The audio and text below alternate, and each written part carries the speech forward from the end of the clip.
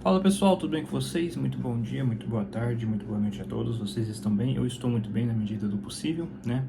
Bom, eu tenho feito poucos vídeos e tudo, né? Tenho feito basicamente falando só vídeos do que achei da qualificação e da corrida, né? Eu estou querendo mudar um pouco isso, acho que pelo menos um vídeo entre na semana e tudo assim, né? Acho que para não ficar muito seco, né? Vamos chamar assim por aqui, né? E eu queria muito conversar com vocês, uma espécie assim de pós-corrida, né? Assim, não é nem pós-corrida direito, né? Pós-corrida é o que eu faço, mas comentando algumas coisas que tiveram uma semana depois do Grande Prêmio da Espanha, né? E que eu gostaria de comentar aqui com vocês, né? Aconteceu muitas coisas, né? Claro, isso sempre vai acontecer, uma semana de Fórmula 1. Mas eu queria falar de dois momentos específicos. Eu queria falar do Verstappen, né, do fator Verstappen e do Hamilton, tá? Eu vou começar falando sobre o Verstappen, né? O Verstappen, como vocês já sabem, ele foi punido 10 segundos, né, e tudo mais, né? E eu, na verdade, não queria nem falar muito nem dele, mas sim mais de como uma coisa que eu sempre sempre falo às vezes, e que infelizmente se concretiza muito com essa questão do Verstappen, né? Primeiro de tudo é o seguinte, a minha opinião, acho que não é errado da minha parte vir aqui expor minha opinião, né? Eu acho que não há nada de errado em fazer isso, né? E tudo bem se haver discordâncias ou concordâncias com o que digo, né? Sobre a manobra, eu já disse em vídeo que discordo da manobra, né? E acho que para mim a punição foi justa, para não dizer que talvez merecia até mais. Mas eu acho que para mim as circunstâncias, inclusive, colocam o Verstappen numa situação totalmente crítica, de estar a um ponto de perder, de ser suspenso por uma corrida por conta destes atos, né? Falando um pouco mais sobre o ato em si, mais uma vez eu digo que para mim é um momento em específico em que o Verstappen perde toda a grandeza que ele tem como talento natural, como velocidade, como estar no seu auge, né? Eu acho que não é nada injusto dizer que o Verstappen está em um auge que outros pilotos talvez não estejam, né? Tem outros pilotos também que estão no auge, mas não se comparam ao auge do Verstappen, né? E acho que para mim isso é muito ruim para ele, a imagem Verstappen, de como as pessoas vão encarar ele daqui para frente. As pessoas vão encarar ele como Dick Vigarista, né? As pessoas vão olhar ele como um piloto excepcional, mas porém Dick Vigarista, né? Dick Vigarista, para quem não sabe, é um cara que vivia fazendo tramóias nas corridas, trapaceando, né, para poder vencer a corrida, né? E isso é, na interpretação de muitos, o Verstappen, né? Eu não concordo muito com isso. Eu acho que para mim não sei, eu acho que para mim é um momento de descontrole, né? E acho que cabe o Verstappen saber controlar isso, né? Não é eu que estou fazendo esse vídeo, não é os fãzinhos dele, né? Não é nem os haterzinhos dele que vão ditar para ele o que ele tem que fazer. Acho que tem que ser vindo do consciente dele. Mas eu acho que, na minha opinião, isso abaixa muito tudo que ele faz como piloto, né? Eu acho que se ele tivesse em situações de um azar muito maior, né? Imagina só, eu vejo, por exemplo, a Ferrari, né? Eu vejo vários outros pilotos assim que vivem tendo azares durante as estratégias, azar corrida após corrida e tudo mais. Eu não vejo tendo esse nível de apelação. Acho que o Verstappen ficou muito mimado naquela questão de vencer demais, né? E acho que quando ele perde a real noção das coisas, né? Então, talvez nem por isso, né? Mas eu acho assim que não existe justificativa que possa explicar esse tipo de postura, né? Uma postura que, ao meu ver, apequena muito o Verstappen, na minha humilde opinião. Mas é uma questão de opinião, né? Acho assim que o Verstappen ele é sim um piloto excepcional, mas para mim, para ser um piloto melhor ainda e maior ainda, ele tem que começar a controlar esse tipo de situação, né? E não tem que ficar precisando fazer esse tipo de coisa como solução para os seus problemas, né? E e assim, não que nós, seres humanos, né, como pessoas, não deixemos de fazer isso, né? No nosso dia a dia a gente vive tendo esses problemas e muitas vezes a gente não sabe lidar com isso de maneira correta, né? Eu falo por mim, eu sou uma pessoa muito esquentada em certos momentos, eu tenho um pavio um tanto quanto curto também, né? Não nego assim que alguns momentos assim eu já xinguei muito mais do que poderia dizer, né? Coisas que eu prefiro não comentar sobre, mas eu acho que é tudo uma questão que envolve controle e ainda mais ele ciente que ele está usando equipamento que pode machucar e, por que não, até, né, tirar vidas de pessoas. Então, usar este equipamento para isso eu acho um tanto quanto errado. E aí eu fui ver isso, né? Fui ver as opiniões nas redes sociais sobre isso e confirma uma teoria que eu tenho sobre, né, que na Fórmula 1, e talvez também em várias outras modalidades também, mas eu incluo muito a Fórmula 1 porque é o esporte que eu vejo, que na Fórmula 1 é o seguinte, não é, o fator em si, não é o acontecimento em si, é quem é que gerou aquilo, né? Eu digo o seguinte, porque há vários outros pilotos que, se estivessem na mesma situação, talvez seriam ainda mais criticados. Eu vi muita gente passando pano, vi muita gente também criticando em excesso, né? Vi muita gente criticando em excesso. Então eu vi de tudo. Mas mais uma vez eu vi o fator de quem é que causou tudo isso ser a razão do problema. E acho que não é essa maneira, na minha visão, claro, correta de ver as coisas. É o feito em si. Um piloto que pegou o seu carro e que fechou o outro e que bateu intencionalmente no outro, né?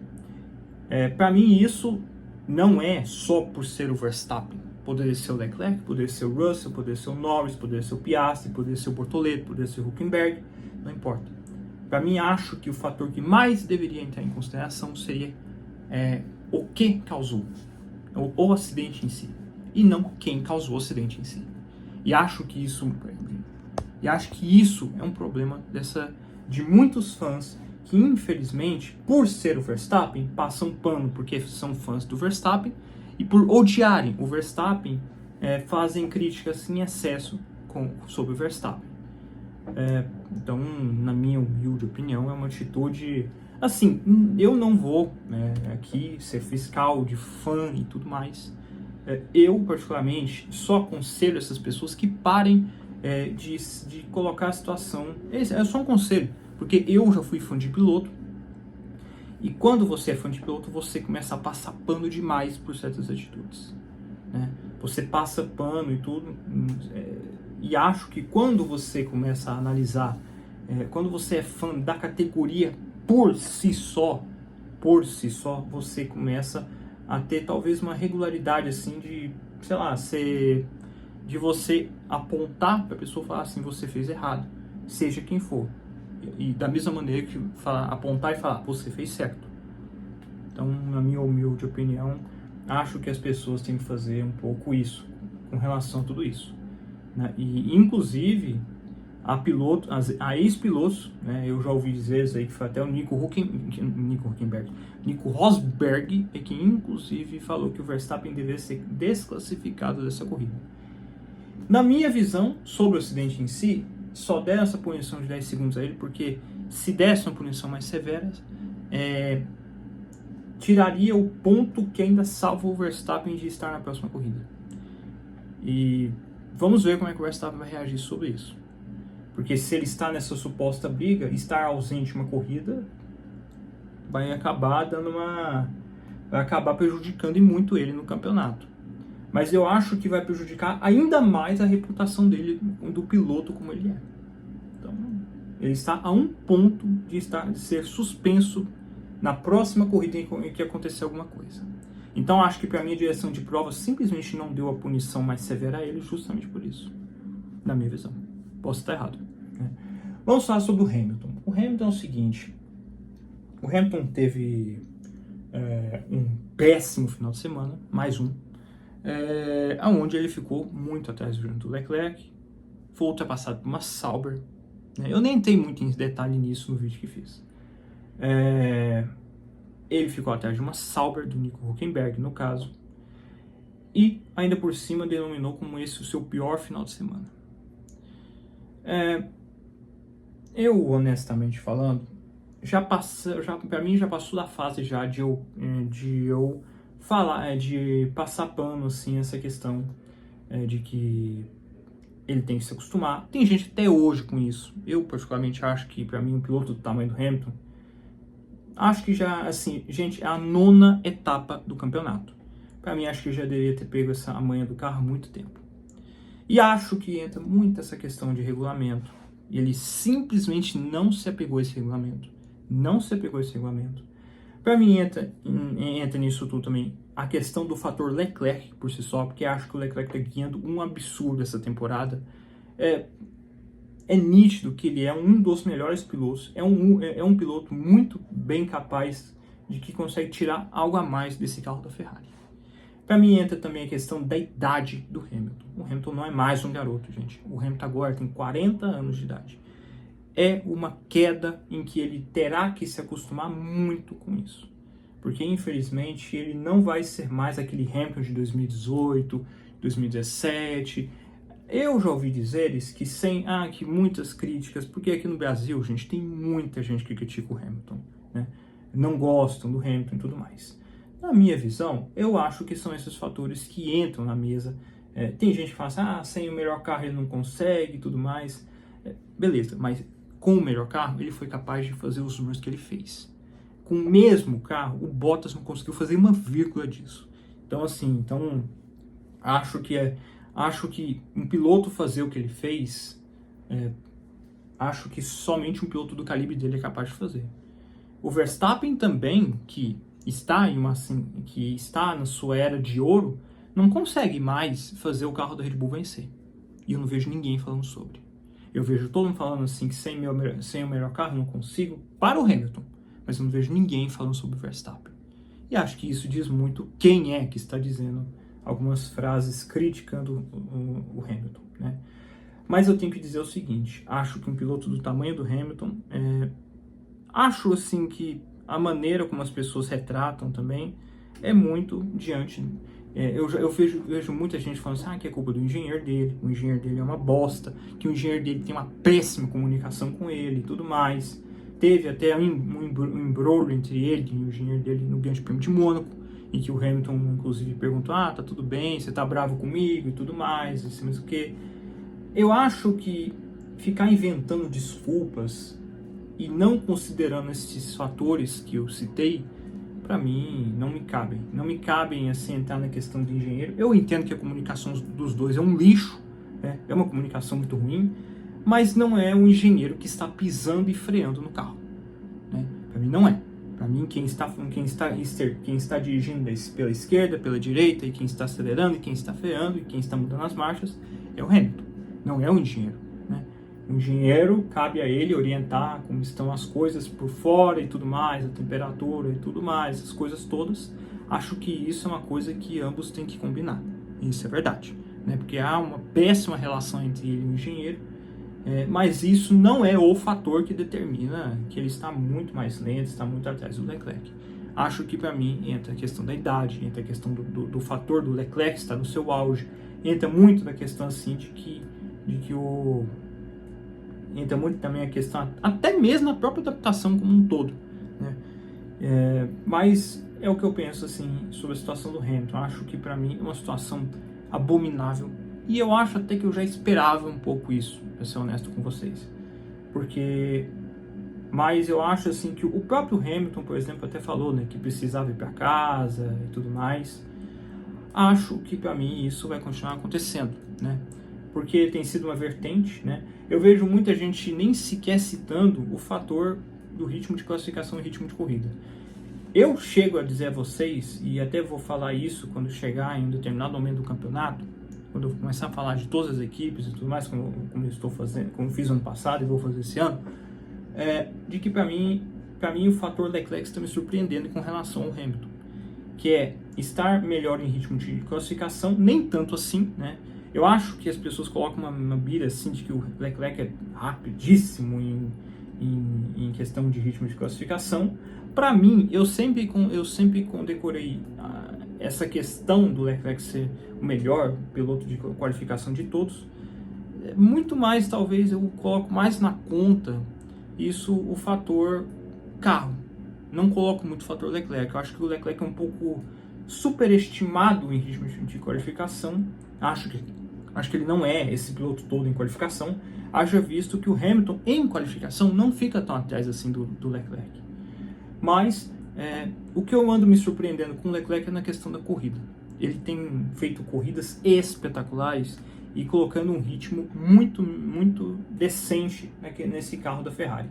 E sempre sendo um dos últimos a parar. Então, ou seja, eu sempre ando vendo um gerenciamento muito melhor do Leclerc em corridas do que do Hamilton, que é muito consagrado nessa área, né?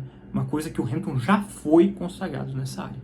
Então eu vejo que o Leclerc é um pouco subestimado nessa questão do ritmo de corrida, né?